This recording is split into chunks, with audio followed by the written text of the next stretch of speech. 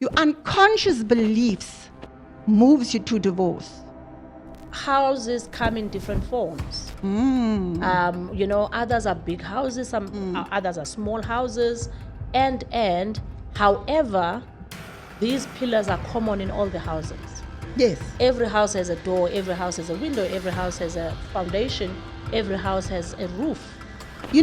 My marriage is not going to be the same as yours, Phindi. Yes. And so sometimes people expect your marriage to be like mine.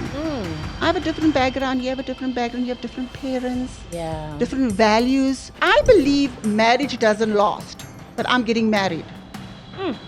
Then I'm going to look for something that affirms my belief. And it's very unconscious. Yeah.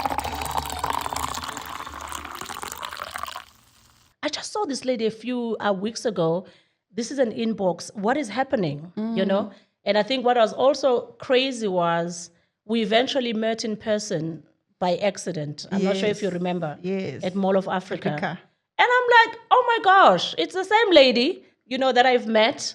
And now I'm meeting her in person, and this is also strange, But I think you are really one of the connections for me that I believe are quite divine, When you meet someone and you're like, oh my word, okay, God has something to do with this. But I'm really excited today that we've had the opportunity to work together in the past, but also to have an opportunity now to talk about something amazing. I mean, one of the things as well that has happened, maybe for the benefit of those who don't know who you are, Marilyn has a PhD in psychology. Amazing. Which I thought when you acquired that PhD, I was like, what? You are just incredible, PhD in psychology, but also you've been married for over 40 years, which is also amazing, because, marriages don't last these days. So you have somebody who's been married for over 40 years is quite something. But part of the things that you do, you have a practice that you have in Midrand, and you have been working with families, for a number of years, most of them in the township, and you call that as something that has helped you in terms of understanding, different cultures and different societies within South Africa. I'm excited about this book. Can you just tell me a little bit about the book? Amazing title, I must also add, Build to Last. Absolutely. A marriage blueprint. Please tell us more about this book. Maybe before you tell us about the book, maybe a bit of background about who you are. I know I did say my bit, but who you are, and then tell us about this amazing book that you had just finished writing.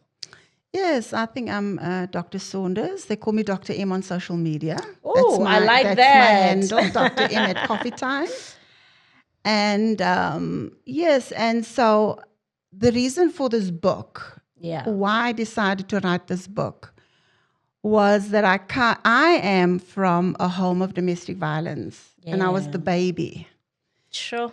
So when you're the baby on the lap or you're on your mom's leg, and when I reached primary school, they called me a slow learner, and we didn't have psychologists around. Oh, wow. Where they would say, this child probably needs therapy. Yeah. And so everyone called me stupid. Families called me stupid. I believed I wasn't going to make matric.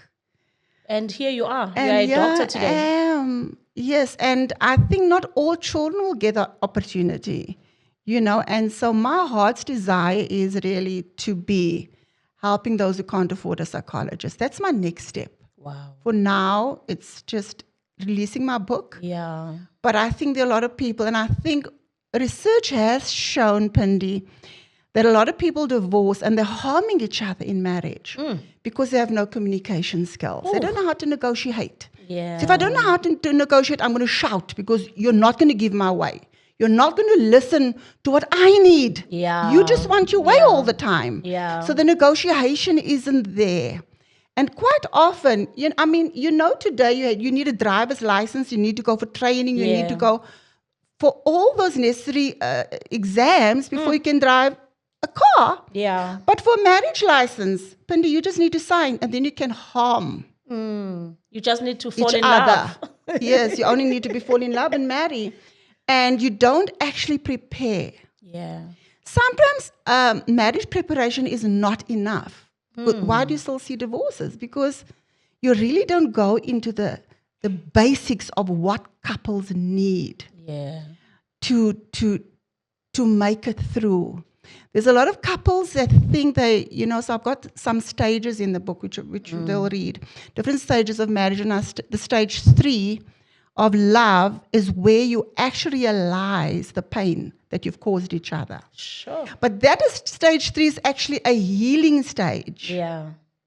It's a stage where you need to realize we've hurt each other, we've come from it, and do the healing process, but we separate because it's overwhelming. Yeah. So a lot of couples do leave at that stage. I was actually going to say that when you have to push some through. don't even finish that No, stage. they don't know that stage because now they're faced with all this hurt and pain. But yes, my book, like you said, is an architectural plan. It's a blueprint. So blueprint is, my marriage is not going to be the same as yours, Phindi. Yes. And so sometimes people expect your marriage to be like mine. I have a different background. You have a different background. You have different parents, different values. So this book guides you from step by step as a couple to design your own blueprint. I see. Okay. And we use a metaphor of a house. Isn't it? So isn't that when amazing? you move into your house, remember, after a while, if you don't maintain that house, the windows, the walls are cracking, the foundation, all those things you can see, it needs maintenance. It's deteriorating. So I've used that as a metaphor to take care of your marriage. So, for example, the foundation would be a lot about your faith. Yeah. It will be about your values. We have different values. Yeah. So different values would be, Phindi, you like going out with males for breakfast. Your husband's value is, how dare you? Yes. Oh, and those can clash. That can clash. So your values, your background can actually clash and harm your foundation. And also I've included that is your cognitive beliefs. So that's the foundation. So if I believe marriage doesn't last, but I'm getting married, then I'm going to look for something that affirms my belief. And it's very unconscious. Yeah. Yeah. And you might have the most faithful husband, but you will tell him, are you with women? Sure. Because you're looking for faults. You're looking for evidence of your cognitive beliefs. And actually, by the time the husband leaves because he's tired of being told, you're seeing a woman, why are you late? Because I believe it's not going to last. My moms didn't last, my aunts didn't last. So you marry with that belief would cause a divorce. Even your previous relationship. So when he's tired and exhausted of the fights and the accusation, he says, I'm leaving. And she says, got it. I'm right. I was right all along. Marriage is, so he would still want to fight for that marriage. Wow. He want to fight. But she won't fight. And you would think she doesn't love me anymore. She does. She won't fight because it actually, she's found evidence that marriage doesn't last. So she's not going to fight for the marriage. It doesn't mean that she doesn't love him. She's found evidence that marriage doesn't last. Which is what so she believed. Your unconscious beliefs moves you to divorce. That is. And in the little book, we do talk about changing that belief. Yeah. And finding evidence that there are more people that are married. Yeah. Find evidence that, yes, maybe my mom and my aunt, but my neighbor, Madeline, Phindi. Yeah. There are people that you look for evidence rather to stay married than saying. So we work on the cognitive beliefs. That's the foundation. Yeah. Then we will, the door is your protector, your husband and wife, and particularly the husband. Yeah. That's the door. So we talk about who do we allow into the house? Yes. Oof. If people harm your marriage, you give them time, you work through it and understand, we're going to sit and talk to you, but if you are going to come into my home and harm my marriage, I need to give you distance. Who do you keep in and out? Who do you allow through your door? Oh, yeah. And who don't you allow in? So friends with similar values. Yes. That will build you up, that will say, no, Madeline, I think you were wrong to say this. No. I don't think it's necessary for you to leave. This is, to encourage and to help and to mentor marriages is to allow and to treat your children well. Respect your children, respect your marriage, that people you allow in. Yes. That's the door. That is amazing, Marilyn. So you have to work as husband and wife and say, okay, give me your list of friends and I'll give you your list of friends and swap over. Yes. And then who do we allow in? So it's very practical. It's not just a book where you read and you put it away. Yeah. Then you have the windows. But let's go back to the doors, because I have a belief that there's a lot of marriages that, or people that have gone separate ways because they had allowed people to have voices in their marriages. How, if we are getting married, newlyweds, I've got friends, you've got friends, how do you, because there will be someone who will refuse for their people not to be allowed in this marriage. How do you negotiate your way around? When you get married, that is why marriages don't last, is you include people in your marriage that's harming your marriage. So you have your friends all the time. You spend more time with, like my dad spent most of his time with friends. Yes. And less with his family.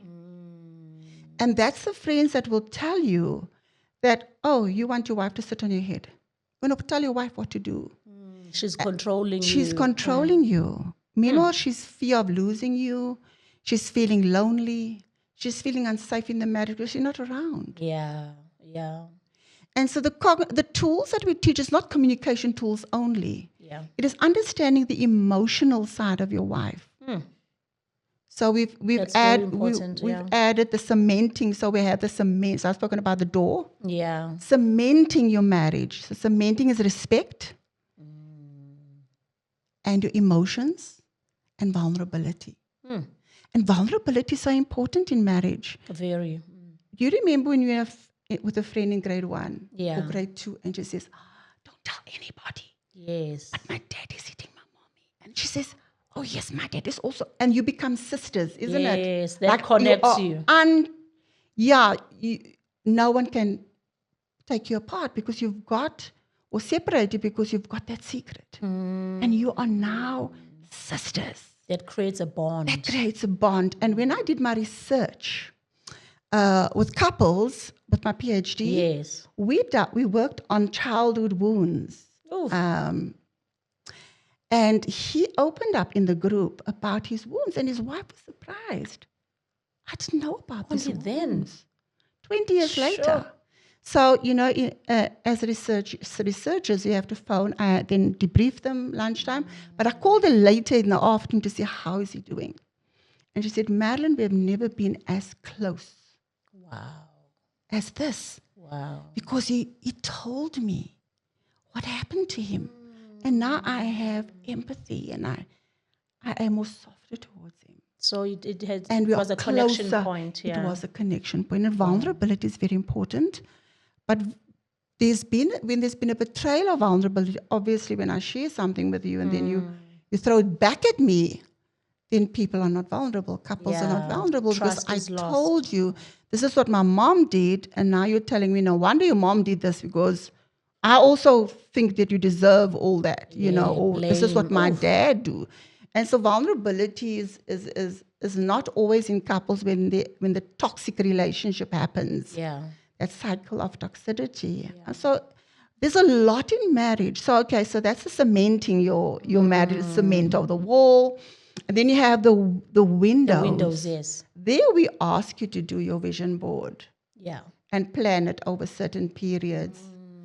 And going through. So there's a lot. There's 8 parts of the house. I'm not going to go through 8 parts of the house, Phindi, but there are 8 parts. Yeah. Which takes you to the end of the whole house.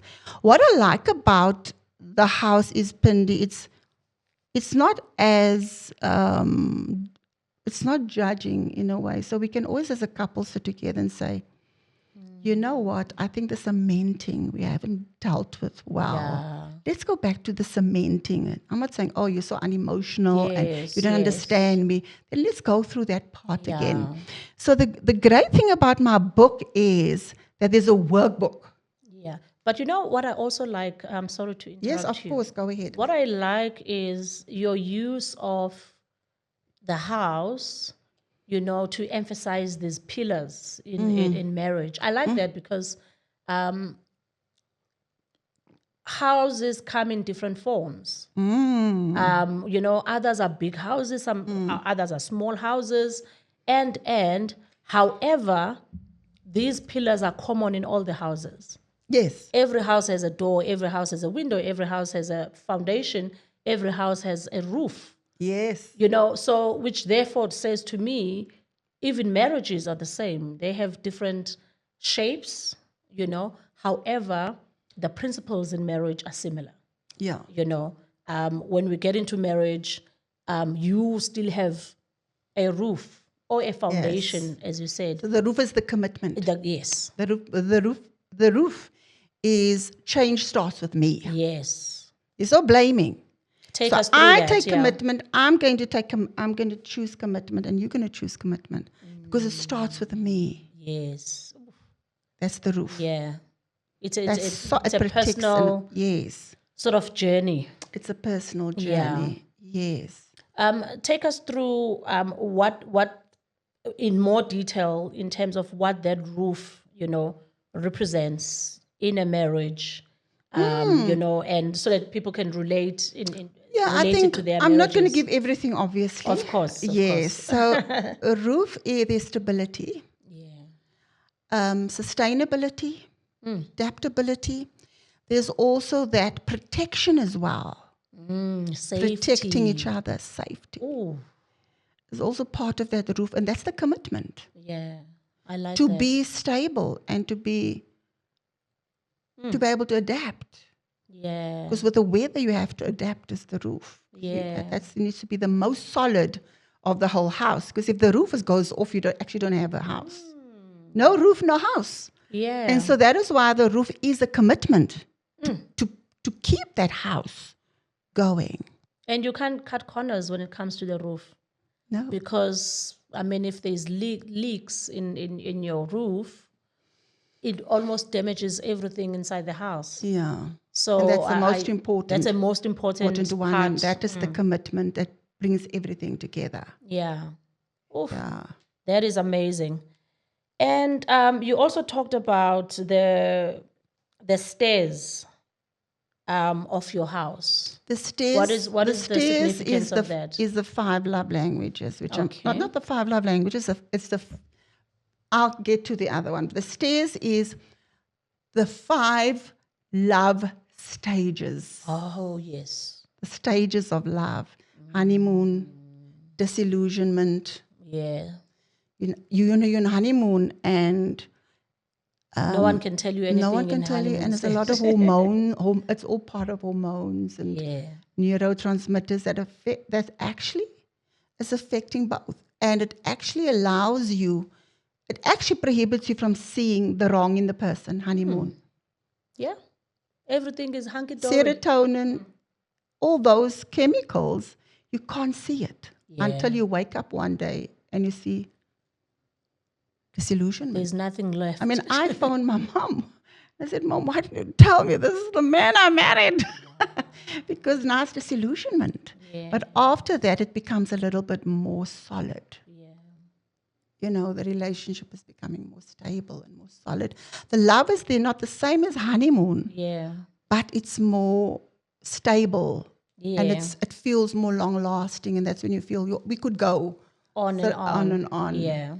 And then, so that is part of it.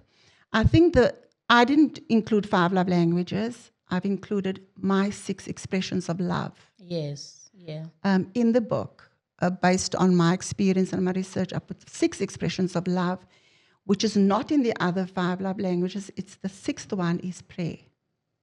What is it again? The 6th one is prayer. So it's very similar to the love prayer, okay. where you need to pray for one another. Oh, okay. I like that. Because in the other one... So my first one will be coffee time, because I'm Dr. Emmett, coffee time. Yeah. Coffee time is really when you start to sit and listen to each other. That's the coffee time. I can talk while you're driving, but if I need to tell you something serious, we're going to need to do coffee time where I'm going to listen to you. Yeah.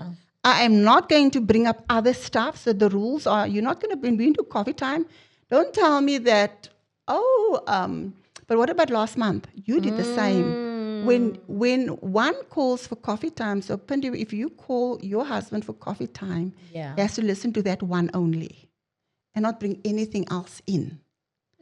And which is a big challenge because people like to bring the history. So then when it's coffee time, you do a compliment first, even though you don't think the person needs a compliment. Someone can harm you, but they also have a good side to you. So even if I don't think you're a good husband today, but I know you're a good dad. So you always start with a compliment because it lowers conflict for coffee time. Yes. And then the one who calls for coffee time will obviously say, this is my complaint. Right, Cece? Yeah. This is my complaint. But the one who complains must give the first solution. Remember how men feel when the man says, okay, I heard you. I'm going to try and do better this week. A week goes by and she says, you haven't done anything. And she says, but I have. And he says, I have done. No, you haven't. It's because the person who later complained did not express what exactly he needs to do. Yes. So the one who complains must give the solution first. And otherwise, he does things for a month and she doesn't see it because that's not what you wanted. And he's frustrated. Or maybe the solution, as you said, is not what you were expecting. So when they say, I've been doing right, you're feeling like, what right have you been doing? Yes. You know? Yes. And then that's the coffee time. Then she brings a solution. He negotiates the solution. Like, no, I don't think that you should say, I can't go to my friends every week. I can't go at all, but can we go every second week or can I go every month? If you feel these friends are harming me, how about once a month? Because they're from my township, they're my boys, the boys I grew up with. And so that's negotiating, and then you find a resolution. So coffee time, you always find a resolution. It has to be and you don't fight. You don't fight because it's one thing you need to talk about. You don't bring anything else in place if he wants to counter and say, but he calls a coffee time. He calls his own coffee time. And then he says, on what you said, this is how I feel, because we're going to go backwards and forwards, and we're never going to get to the resolution. I like that. Because usually if there's an argument between a couple, you always find that you come to talk about one thing, but you end up talking about 10 other things. Absolutely. And by the time you leave the conversation, the first issue is not even addressed because now we're focusing on other things. So the coffee time is under the 6 expressions of love, which falls under the cementing of the relationship. Yeah. But in actual fact, there's 2 communication techniques. That's one of my techniques. Yeah. Which falls under the walls. Remember, if you say, I want to be the fly on the wall. I've got my back against the wall. It's all communication. Yes. So wall will talk about everything related to communication that will help you. Cement is about understanding the emotional side of each other. Yeah. So I've sort of tried and fit, not everything, there's still a lot I haven't put into the book. Yeah. But it's really good for the basic time for good start. That start. Yeah. So so there's 6 expressions of love. Then you have the walls, which is the communication. Yeah. And then what you were talking about was the stairs. Yes. So with the stairs, we have the 6 stages of love, which is honeymoon, disillusionment. Yeah. And then you have more stability. I'm having a baby. So there's a little bit of stability, although after a baby, for some people, it won't be stability. Yeah. So just remember, it's a blueprint. It will differ It will differ from marriage to marriage. So even in my book, it might be one way, but you will know this is different in my case. Yeah.